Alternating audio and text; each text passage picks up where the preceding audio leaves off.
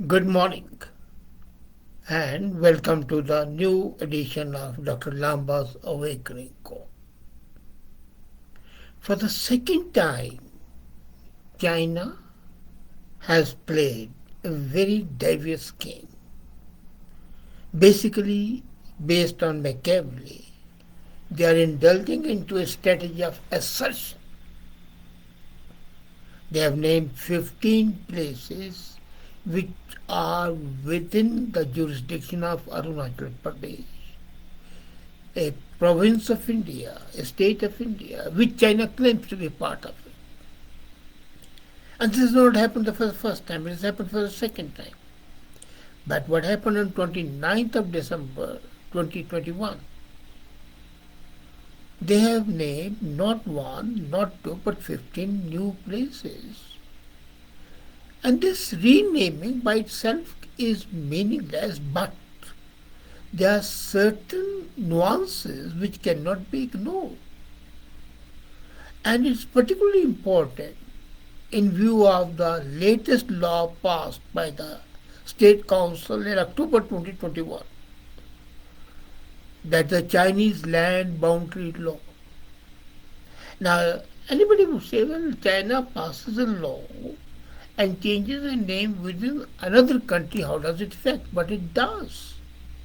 India is quite concerned about it. As a matter of fact, China has crossed the red line, the Lakshman Rekha of the diplomatic boundary and decency by naming these 15 places. Earlier in 2017, China had issued official names for 6 places. And now it is, as I said, 15 places. Chinese names change of 6 places were explained that the list was the first installment of standardized name.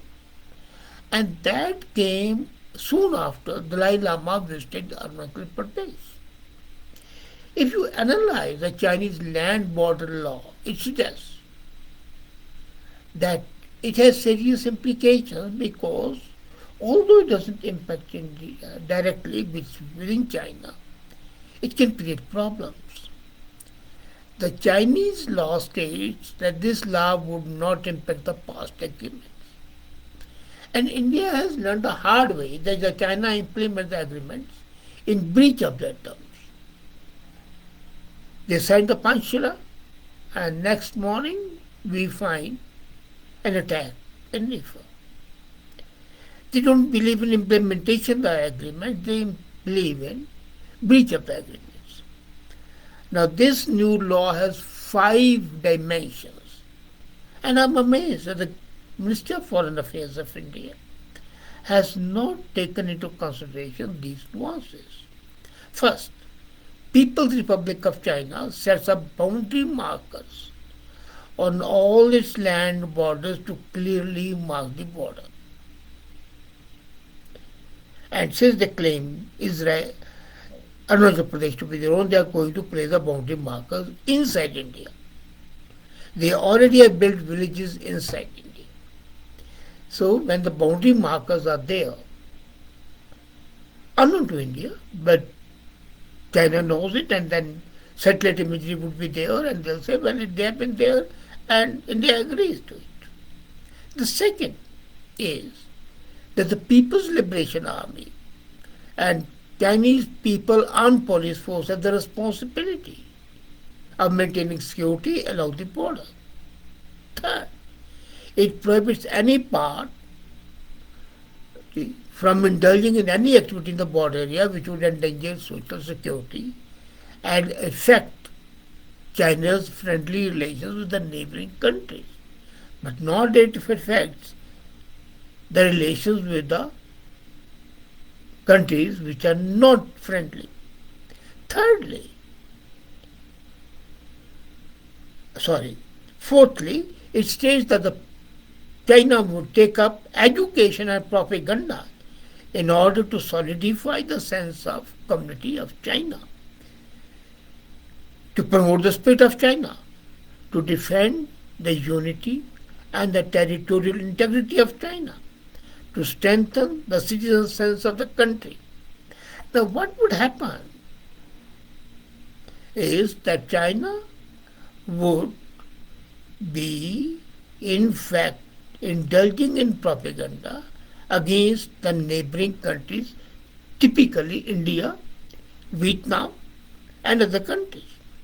And the fifth is that it provides for the border to be sealed in event of war, armed conflict, incidents which threaten the security of war, and the border residents. India did react against the passage of this law, realizing its implications. But the reaction has been very muted. China's unilateral decision to bring about a legislation which can have implication on India's existing bilateral arrangement on the border management as well as boundary and question is of concern to India. India has appropriately warned China to avoid undertaking action under the pretext of law which will unilaterally alter the situation in India-China border areas. Now, if you remember, China indulges in such activities with almost clock-like precision. In April 2020, not very far, China had issued new names for 25 islands and reefs and 55 underwater entities in the South China Seas. First they named the 25 places and people didn't bother. And then they said, well, they are ours. We have named them and nobody objected. This was the result. There was the establishment of two districts to administer Paracel and Sapatle Islands in the South China Sea. They also passed another law at that time, Coast Guard law, that authorizes its maritime law forces and naval fleets to use lethal force on foreign ships operating in the Chinese water, including the disputed waters claimed by China. Now, this is for the first time in the history of the world that you are disputing something, dispute is going on, you are negotiating, diplomacy is in effect, and then your army and the navy comes in and takes a punitive action. And that's justified according to them. They are not concerned about the international law or the law of the other countries. This results in asserting their claims. This is a theory of assertion. This basically is not a part of the jurisprudence or international law, but then they say, well, we are asserting it and we have said it, it's our name and our law is operating. Well, you are having a dispute, fine. When the dispute is resolved, we will vacate it. But till that time, we are administering it. As a matter of fact, China asserts its claims in 9 dash lines in South China Sea. 9 dash lines. And China not only occupied features, it created artificial islands. And then they were weaponized. Now China has already built villages within Arunachal Pradesh. I put those satellite imagery on the Facebook, on the LinkedIn. And now, what prohibits them from building more villages, if not within Arunachal Pradesh, just to the periphery? So artificial villages can be created and they can be weaponized. And when they are weaponized, they are a cost and danger to the Indian security. Although India says that Arunachal Pradesh has always been and will always be an integral part of India, assigning inventive names to places does not alter the fact. It doesn't alter the fact today. But look at the long-term implications. And India's concern should be that these villages would be the Trojan horses A. B. The more villages will be put up, and there will be constant danger to India because it will not be inhabited by the civilians. It will be PLA soldiers in disguise of civilians. Now, this is basically cartographic aggression, and India has to take appropriate steps to protect its integrity.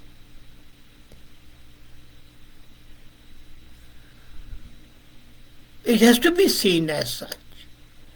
It's a Chinese sinister design basically, which possibly is not being appreciated. And it is that the first the Chinese name the geographical entities. That's the first step. The second step is they launch propaganda that historically these places belong to China, and then lay claim on them, fight for them, occupy them. You remember the New Year message of President Xi. He talked of the great rejuvenation of the Chinese nation, which is linked with his Chinese dream to reoccupy all the lost territories to the force of imperialism and colonialism. In 2014, 7 years back, Xi projected this dream to the population, which is kept on the diet of ultra-nationalism. And that shows the ulterior motive of China. It's a habit of China to act very aggressively when it perceives threat to its territory. And unfortunately, this perception is the product of its own propaganda. After some time, China starts believing the propaganda, as we have seen in the South China Sea, where it claims 90% of the area demarcated by its Dash 9 line. And there is another pressure to act on China. Internationally, the mistrust of China has increased exponentially since the pandemic. Dissidence in the country is growing. And when there is a dissidence in the country, it's always better to direct the attention to an outsider. And as the criticism against Xi is growing, he is under pressure to show some progress towards the achievement of his Chinese dream, particularly when China is celebrating its centenary. And it's no wonder that China is adopting aggressive tone and activities. And the consequence would be instability in the region. China is constructing a number of villages along Arunachal Pradesh, and they have already started calling the whole of Arunachal Pradesh as Zangnan. Now, our Zangnan would be, in the Chinese language, mean southern Tibet. So they say that Arunachal Pradesh is a part of Tibet, and since Tibet is controlled by China, it should come under China. And they are showing the Chinese territory, it has in their maps. So renaming of the places is a part of the Chinese mystery to claim these geographical entities, which includes 8 residential areas, 4 mountains, 2 rivers, and a mountain pass. 8 residential areas, and that's a beginning. 4 mountains, 2 rivers, and a mountain pass. And that means they have a state line ahead, further down to the other provinces of Northeast. Well, these do not impact India because they are doing it and India can always say it, but it's a challenge to India's integrity, to India's sovereignty, and Indian options are limited. What India needs now is a 2-dimensional strategy. First is to counter such false propaganda more forcibly, not just sending a protest note has no meaning. You have to be extremely vocal, extremely forceful, not only by sending an ad memorial or a protest note, but in all international fora. So that's the first thing to do. So policy making center should not start believing it's fabricated propaganda. Instead to China, look here, you're creating a propaganda, don't fall a victim to it. Now, India has to be careful to take into account Chinese three-war strategy. And there are three war strategies: psychological warfare, stratagem that includes media warfare, and of course, law warfare. So this is psychological. Then the media would come in. Well, it's a part. They're Chinese names. The villages are there. And then would be the law. The law says possession is 9/10. We have 26. Two mountains are ours, two rivers are ours. How can India claim it? India needs to establish a group comprising all the stakeholders to work out the details, as has been done by China very sensibly. And the second part of the strategy would be to support the self-rule in China, and it should be extended. China is contesting not only McMahon Line, but the interior parts of India. India needs to understand clearly that these Chinese acts would not have happened had Tibet been an independent country. So what India can do is very clearly recognize Dalai Lama as the ruler of Tibet and Tibet as an independent country. Chinese occupation of Tibet has made China our neighbor, and now we are facing China. So let's promote Tibet as a buffer state. There is an enhanced international support to the central Tibetan administration, Tibet government in exile. Why should the government of India not recognize Tibet government in exile, which is CTA? And China's decision to sinicize the Tibet culture and ruthlessly replace and oppress the Tibetans is already being condemned the world over. In December 21, last month, the 14th session of the UN Forum on Minority Issues met, and they discussed Tibet's situation very clearly. US in its report also has condemned China for imposing its ideology in Tibet. And they have already appointed a special representative to remain in touch. So what India should do is cut the guardian knot, not bother about disturbing China or the status quo, and say, okay, it was a mistake of ours. We gave refuge to to Tibet, and now we recognize this CTA, Central Tibetan Administration, as an independent country. Occupied by China, but we recognize them as, and they are the legitimate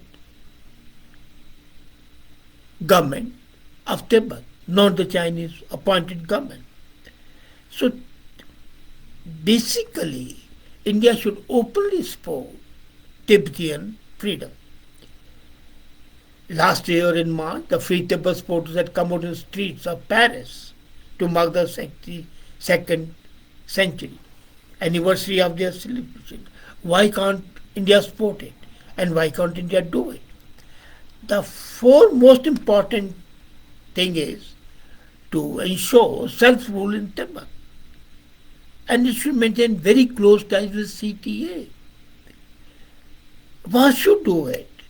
China's attention would be diverted. And at the same time, as I said, there are two parts of strategy. One is this. Second is you indulge in psychological warfare and media warfare. Do not let the grass grow. There is a potential for trouble on the issue of reincarnation of Dalai Lama, and India should support Dalai Lama and say that the person appointed by or selected by Dalai Lama would be the next Dalai Lama. This is a time for being proactive and not being reactive. Government of India has mostly been reactive, but this is a time Government of India changes its course if it really wants to protect the country, its heritage, and its territorial integrity. Thank you. Thank you.